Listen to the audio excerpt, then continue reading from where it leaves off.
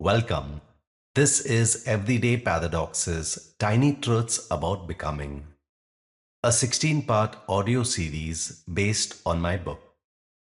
These are reflections on the quiet contradictions that shape our growth. I'm Leslie DeMello. In each episode, we'll sit with one small truth from ordinary life, where psychology meets contemplation and insight becomes practice. Let's begin. Chapter 7. To change the world, stop trying to change it. It took me a while to come to grip with this particular paradox. To change the world, I need to stop trying to change it.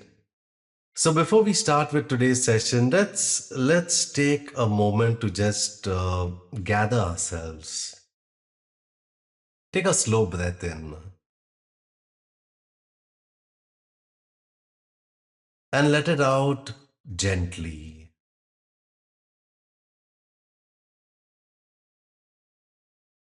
Let your shoulders soften.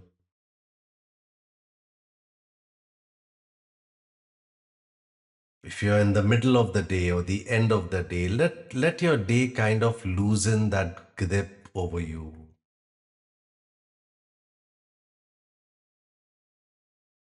Tonight's session is about change, but it's not the kind of change that we usually talk about.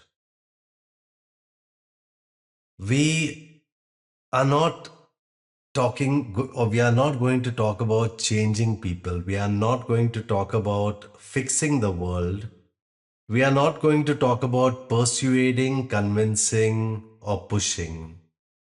In this event, we will be focusing on a very quieter kind of influence. The influence that doesn't argue with reality, but tries to shift it simply by the way it is, by the way we are being.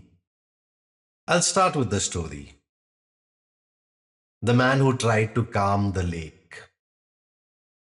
There's this story, definitely not a real one, about a man who came upon a lake during a storm. The water was churning and the waves crashed against the shore. The sky was dark and restless, and the man became distressed. This lake is too chaotic, he said. Someone should calm it down. So he waded into the water and he began pushing the waves away with his hands. The harder he pushed, the stronger the waves felt. The water splashed higher. The storm grew louder.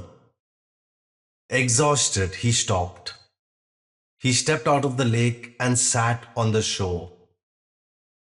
And then slowly, without his interference, the storm passed. The waves softened, the water became still. The lake didn't need to be controlled.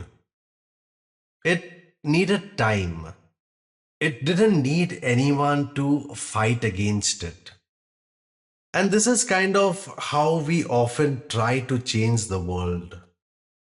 We try to change the world by pushing against it with the very energy that is already exhausting us. We push against it with the very energy that is already exhausting us. So trying to change things, the weight of trying. And many of us, we genuinely want to make a difference. When we look around us, we see injustice, we see division, we see cruelty, we see indifference. And there's something inside us that says, this isn't right. So what do? We try harder. We push louder. We argue more forcefully. And we exhaust ourselves trying to wake the world up. And here's the paradox that this chapter points to. You cannot create peace through aggression. You cannot force peace. You cannot create openness through control. You really can't force someone to be open. And you cannot create healing through tension. Force doesn't dissolve resistance. Force simply strengthens it. And the more we try to change the world from tension, the more tension we add to the world. A man comes to his master, his wise master, and he says, I'm angry at the world. People are selfish, people are unjust, people are cruel. Something is wrong with this world. His master replies, the world is fine. It's your expectations that are wrong. The man protests. So you're saying injustice and stupidity, it just doesn't exist? And the master answers, they exist. What doesn't need to exist is your anger. You suffer, you're angry, not because the world is bad, but because you demand that it be different. When the man asks, so what do I do? The master says, wake up. You change. When you change, the world that you experience changes. So anger, our anger that we feel against the world, it tends to come from our attachment because we want the world to be in a certain way. The world is not causing our suffering. We are causing our suffering because that's how we are interpreting the world.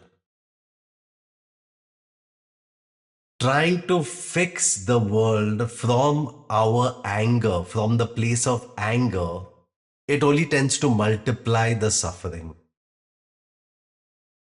Our awareness enables us to dissolve the anger and take right action, to take the action that we need. It's like a man complaining that his house was too cold. So he stood next to the heater, he stood next to the thermostat, and he kept yelling at it. Work harder. Why aren't you warming up this room? And nothing changed. And eventually someone walked over, adjusted the thermostat quietly without shouting, and the whole house warmed up. Trying to change people, trying to change institutions, trying to change ideologies is like yelling at the heater. But changing our inner setting is like adjusting the thermostat. We adjust the thermostat and the system starts to respond naturally. A good question. If someone threatens your safety, anger is appropriate. The question I would put, is it more impactful to react from a place of anger or respond from a place of calm? Because when we are in a state of anger, our right mind is not thinking. But when we are in a state of calm, we are able to take the necessary action because our mind is able to work much more efficiently. So yes, definitely we will react. If someone is threatening our safety, we will respond to the situation. But we will not respond from a place of anger. We will respond from a place of calm. It's like the martial arts fighter. He's always making his moves from the calmest part of his mind. because that's letting him control his body, control his movements most efficiently. So the places where we push instead of trying to influence people, many a times we mistake anger, we mistake effort for impact. But when we are putting in the effort, but when we are taking certain action without alignment, it generally goes into exhaustion. It doesn't really bring about change. I'll drop in the first prompt. Where in your life are you trying to create change through force instead of presence? One of the biggest examples of this can be seen in our close relationships. Because many a time we want certain things to be in a certain way, and we try to exert our force, we try to exert our influence in order to get it that way. So, this prompt is asking you to reflect on that. Where in your life are you trying to create change through force instead of presence? Instead of presence, meaning you be the model, you be that first drop that creates that ripple of change. What change are you trying to create? Are you practicing it yourself? So maybe this could be in a relationship, maybe this could be at work or the family dynamic, or even our own inner world, or how you engage with the state of the world. So take a moment to reflect on this. If you're journaling, journal. If you're comfortable sharing it, drop it into the chat.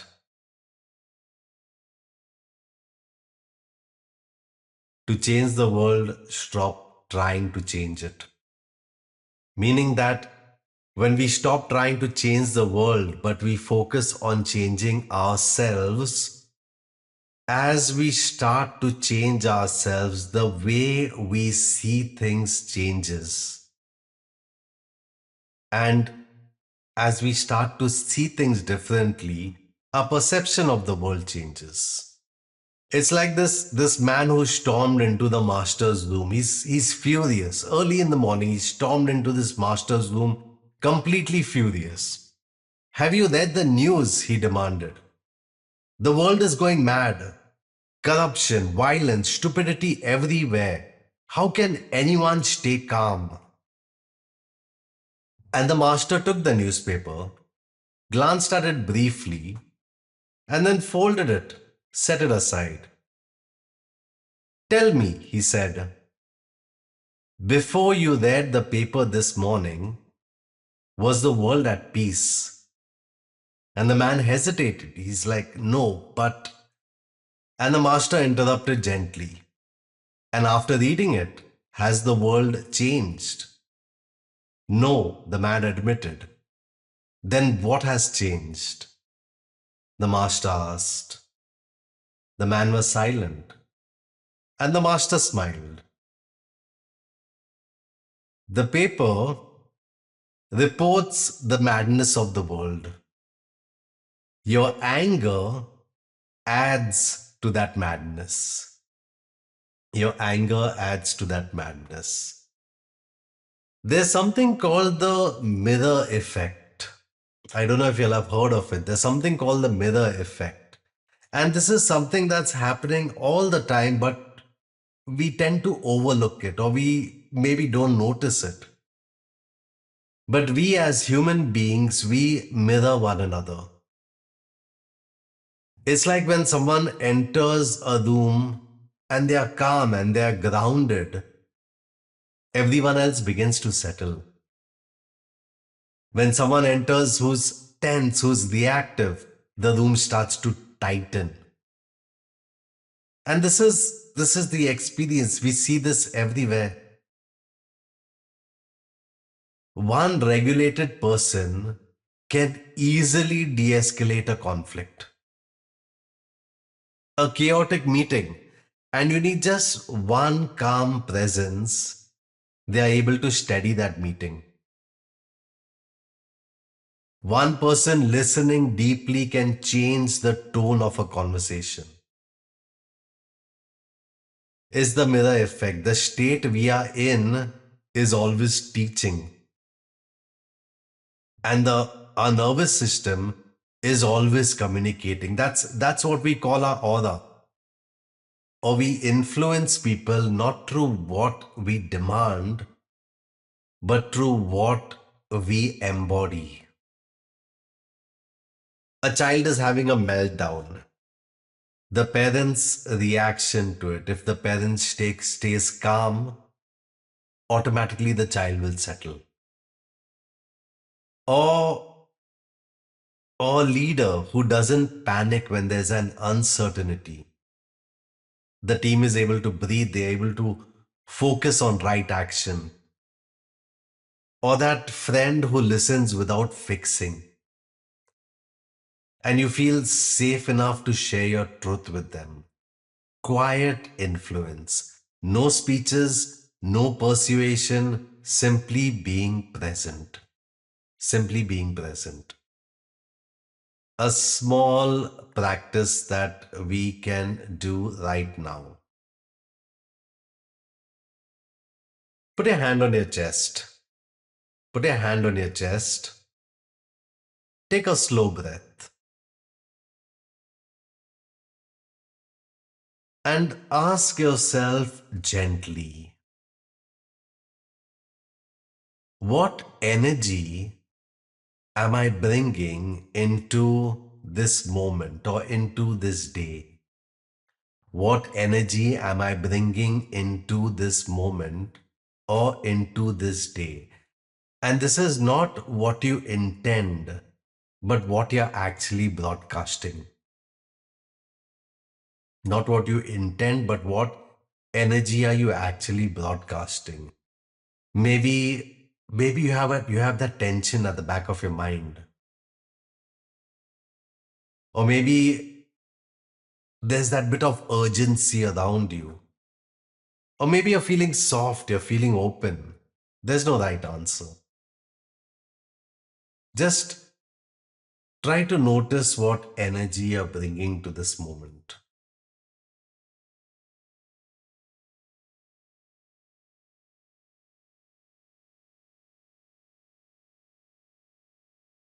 And if it doesn't feel like a very positive energy, you can ask yourself, if you softened it just by 5%, what would change in that space around you? And this is kind of how influence begins, not by doing more, but by becoming more clear. Becoming more clear. A question for reflection.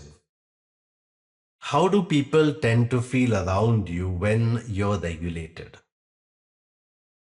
Try to simply reflect on it. How do people feel around you when you're regulated?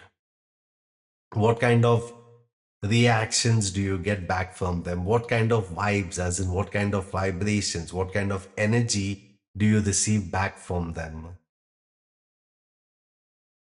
A student once said, Master, the world is unbearable. People are ignorant and cruel. I'm angry all the time. The master asked, who put the world on your shoulders? The student said, no one. The master replied, then put it down. No explanation, no comfort, just silence. Put it down. Put it down. If you want to change what's happening outside of you, we need to start by tending to what's happening inside. When we start to understand our own reactions, our fears, our need to be right, our urge to control, we stop adding noise to the system. We become clearer, and clarity is contagious. One person at peace can calm many. One person anchored in truth can disrupt illusion. And one person listening deeply can remind others how to listen. And this is how change spreads. It doesn't spread through domination. Rather, it spreads through resonance. It spreads through your vibration. Two people were arguing in the rain. One said, "This rain is ridiculous. Someone should stop it." The other quietly opened an umbrella. The rain didn't change, the experience of it did. Trying to change the world is arguing with the rain. Presence, being present, being aware, is remembering to open your umbrella. So before we go into the guided meditation, another short story. A man stood at a door pushing as hard as he could. He's sweating, he's frustrated, he's embarrassed. He's at the door pushing as hard as he could. Someone came up behind him, gently tapped his shoulder and said, "It says pull." He stepped back, pulled the door, and walked through effortlessly. Sometimes the problem isn't the door, it's the energy that we bring to it, the energy that we bring to the door. So, this can be a challenging paradox. To change the world, stop trying to change it. And if there's one thing that I would want you to take from this session is that the only person that we need to focus on changing is ourselves.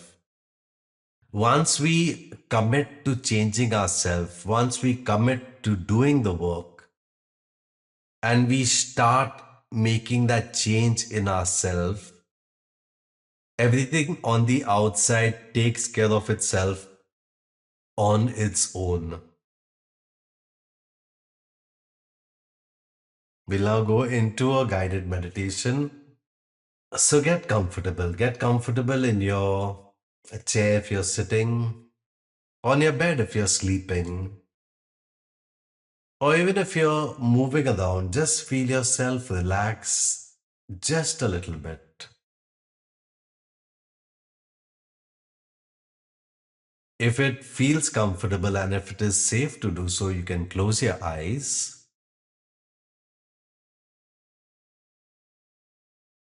Take a slow breath in.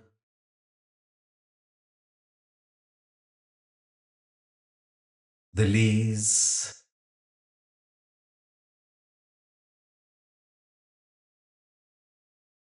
One more time. A slow breath in and release.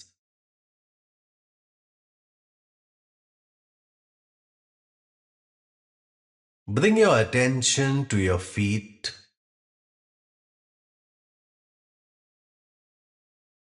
Notice the weight of your body being held by the chair or by the floor or by the ground.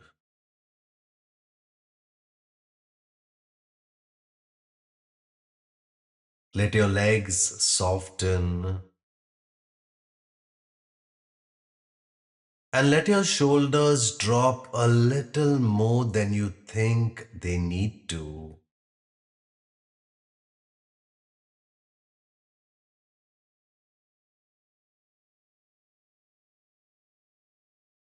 And imagine the world around you.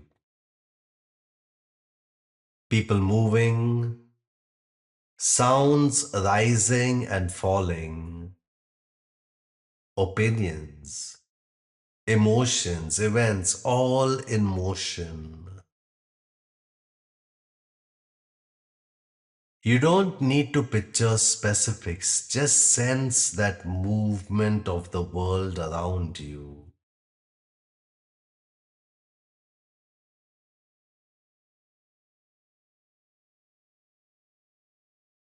Try to notice how easily the mind wants to step into it, to react, to judge, to fix,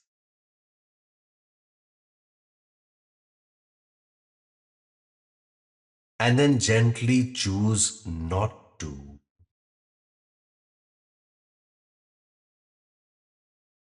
Let the world move while you stay.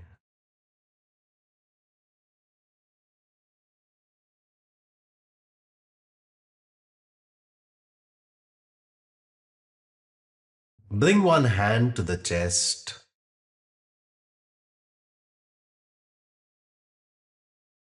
Feel the warmth there, the quiet rhythm of your breath.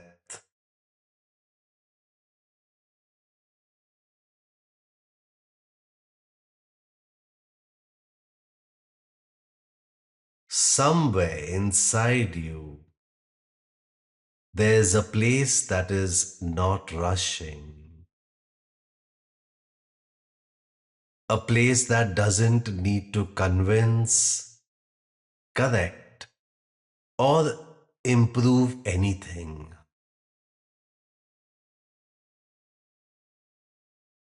It's not dramatic, it's subtle. Let your awareness rest there.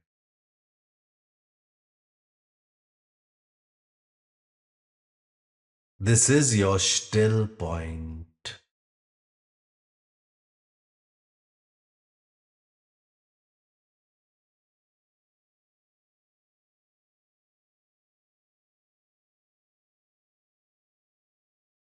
And imagine a soft field around your body. A soft field, it's not a barrier, it's not protection, it's simply space, a gentle radius of steadiness.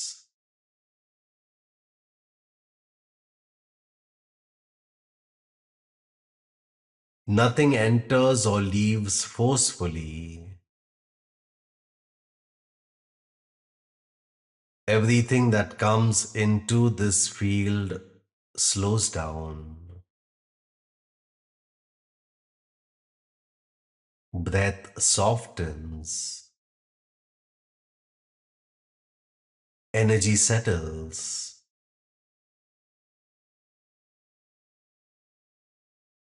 You don't need to manage the field. Your presence does that naturally.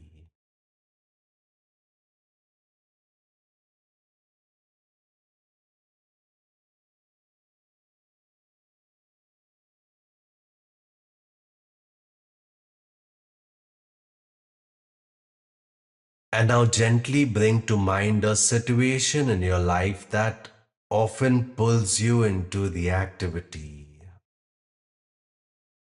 that forces you to react. A conversation, a relationship,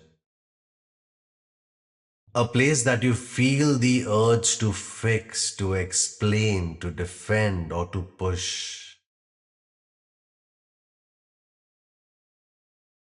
Don't replay that situation, just sense it.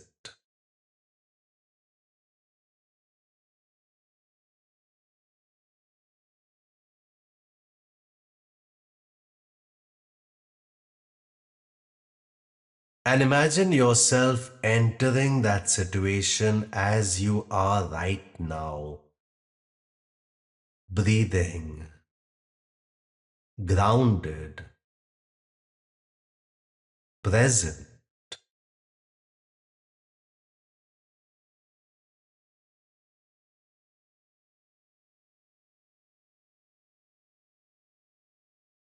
Notice something important. You are not doing anything differently. You are being different.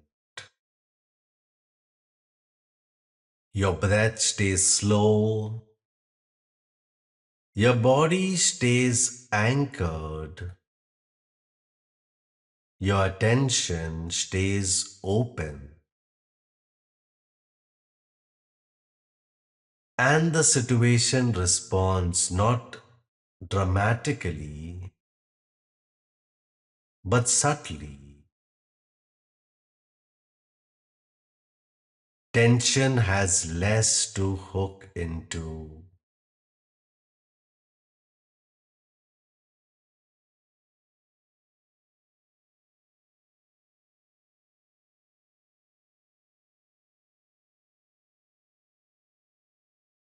And silently repeat, not as affirmation, but as recognition.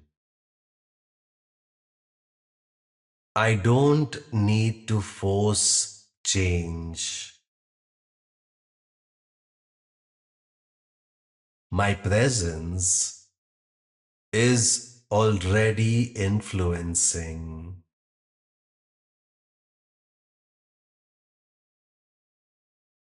I become what I wish to multiply.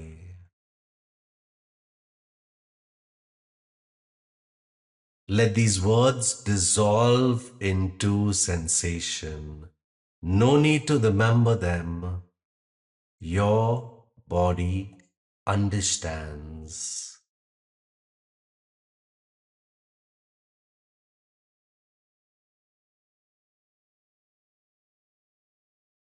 And feel yourself here again. Feel yourself here again. The weight of your body, the steadiness of the ground, the simplicity of breathing.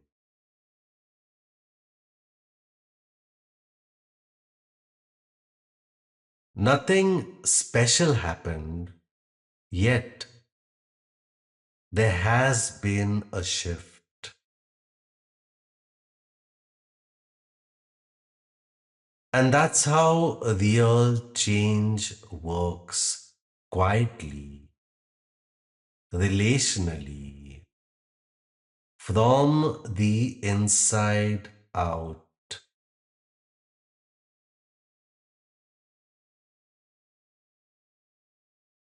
And when you're ready, move your fingers, move your toes. And if you had closed your eyes, you can open them. So we often believe that we must be loud to matter. But from what I have seen, the most transformative people are rarely the loudest. They are the clearest. And they don't demand change, they become it. And the world, it quietly, it softly, it reorganizes itself around them. So maybe you don't need to fix anything. Maybe you don't need to convince anyone. Maybe the most radical thing that you can do is show up regulated, show up grounded, show up aligned. Something different in a world that's addicted to the activity. Because every time that you choose presence over panic, listening over defending, truth over ego, the world shifts. it shifts a little. And that's how we change the world. Not by struggling with it, but by being that person around whom things soften. By being that person around who things soften. So, thank you for being here at today's event. Thank you for your breath. Thank you for your presence.